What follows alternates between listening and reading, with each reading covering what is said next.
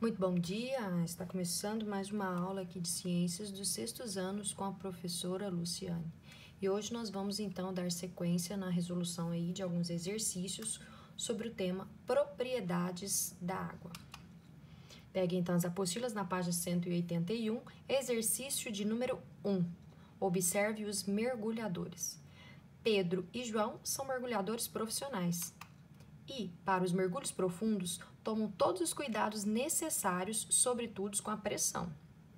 No momento que essa fotografia foi feita, Pedro estava a 3 metros da superfície, João estava a 7 metros e o fotógrafo estava a 11 metros.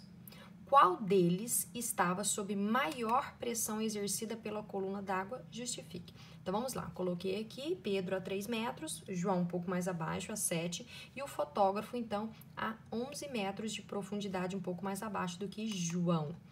Qual, então, desses três estava sob maior pressão? Lembrando, quanto maior for a profundidade, maior vai ser o peso da coluna de água, portanto, maior vai ser, então, a pressão da água sobre determinado corpo. Portanto, o que estava em maior profundidade, nós temos aqui embaixo, a 11 metros mais profundo, então, o fotógrafo estava sob maior pressão, porque quanto maior a profundidade, maior, então, será a pressão exercida sobre ele. Exercício de número 2, na página 181. Em uma aula de ciências, a professora pediu aos alunos que colocassem uma colher de açúcar em um copo com água e mexessem. Em seguida, pediu que pudessem colocar uma colher de areia em outro copo com água e misturassem. Os alunos perceberam que o açúcar desapareceu na água, mas a areia continuou visível. Explique o que aconteceu. Algumas substâncias conseguem sim, então, ser dissolvidas pelo solvente que nós chamamos de água, como o açúcar. Todo ele foi misturado, dissipado ou dissolvido aqui na água. Já quando foi colocado aqui a areia na água, ele não conseguiu, então, ser dissolvido pela água. Portanto, o açúcar se dissolveu aqui na água. Já a areia não conseguiu aí se dissolver na água, porque ela não se dissolve. Por mais que a gente misture aqui bastante, depois de algum tempo ela vai para o fundo, ela vai acontecer o processo que nós chamamos de decantação, por conta desse peso dela. E ela também não se mistura. Qual que é a propriedade, então, da água que está envolvida neste experimento, onde dissolve algumas substâncias e outras não? Nós chamamos, então, essa propriedade de solubilidade. Então, a água tem a capacidade de dissolver aí grande parte de substâncias, portanto, nem todas ela vai dissolver. Exercício 3, na página 182.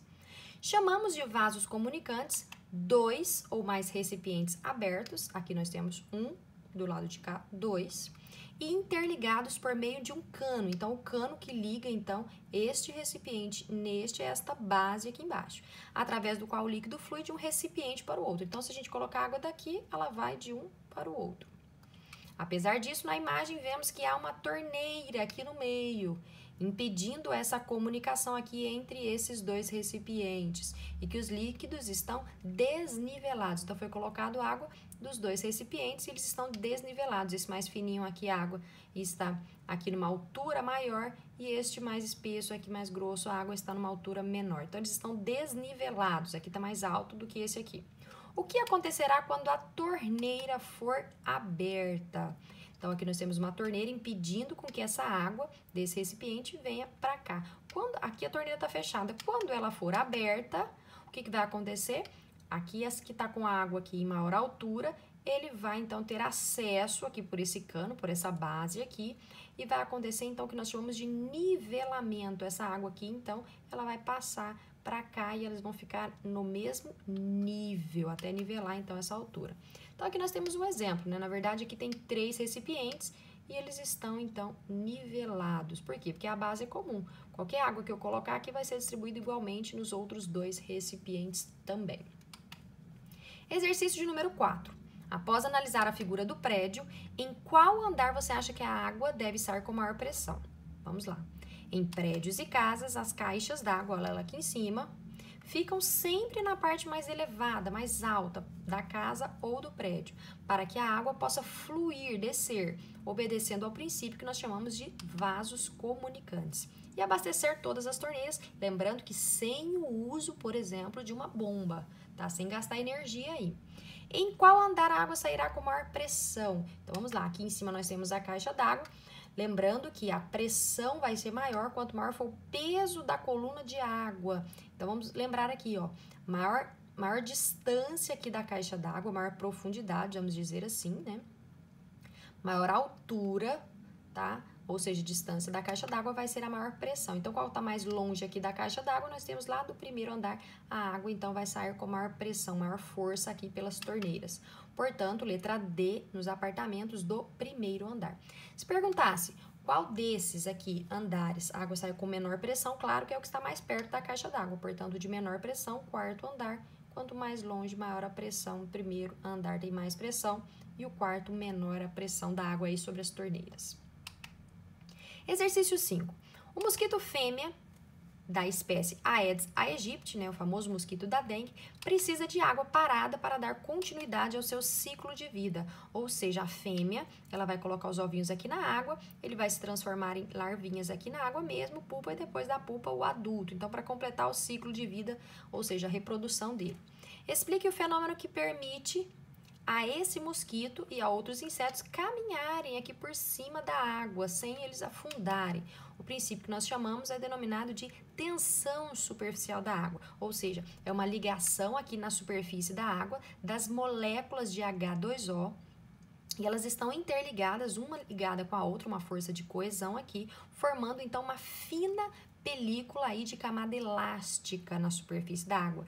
Então, insetos leves, objetos leves conseguem então ficar por cima aqui da água, ou insetos conseguem andar por sobre a água, desde que eles sejam então mais leves, porque se ele for pesado, vai quebrar então essa ligação das moléculas de água e ele vai afundar. Número 6. Em nosso cotidiano, a água é utilizada de várias formas. Cite alguns exemplos de como podemos aproveitar a pressão da água no nosso cotidiano, né, no nosso dia a dia. Primeiro, para a distribuição aqui da água, aqui das nossas caixas d'água, tá? Para distribuir para nossas torneiras, para o vaso, para a pia, em geral para toda a casa, tá? Um segundo exemplo seria para a produção de energia, tá? Das usinas, que nós chamamos de usinas hidrelétricas. Então, a queda dessa água, ela é represada aqui nas barragens, tá? E aí, essa queda dessa água passa com muita força, vai estar movimentando essas turbinas aqui, o que vai estar gerando, então, essa descida rápida dessa água, vai estar gerando, então, a energia por esse movimento aqui rotacional, então, dessas turbinas, gerando, então, para nós a energia elétrica, a partir desse movimento rápido da água. Exercício 7, aqui na página 183. Complete a cruzadinha considerando as definições de cada afirmativo. Então, vamos lá. Aqui no número 1, horizontal, propriedade atribuída às características de materiais que podem ser percebidas por nossos sentidos. Então, o que nós chamamos de propriedades organolépticas, ok? Podemos sentir o cheiro, podemos sentir o gosto, tá? Número 2, na água torna-se mais alta à medida que a profundidade aumenta. Então, nós estamos falando da pressão. Quanto maior for a profundidade, maior vai ser a pressão da água, ou seja, o peso da coluna de água. Número 3, o sábio grego que descobriu a força empuxo, a força de baixo para cima aí na água, foi o Arquimedes. Número 4, propriedade que uma substância tem de dissolver-se em outra. Nós falamos disso em alguns exercícios passados hoje. É o princípio que nós chamamos, então, essa propriedade da solubilidade. Então, a água dissolvendo aí grande parte de substâncias. Número 5, diz-se da substância que não apresenta cheiro. Então, uma das propriedades organolépticas nós chamamos a água, então, de inodora por não apresentar cheiro. Número 6, força vertical de baixo para cima, exercida pela água sobre um objeto total ou parcialmente submerso, dentro da água total ou parcialmente. Nós chamamos, então, essa força de baixo para cima, o contrário, né, da força-peso, força denominada de empuxo. E é isso aí, esses exercícios por hoje, vou ficando por aqui.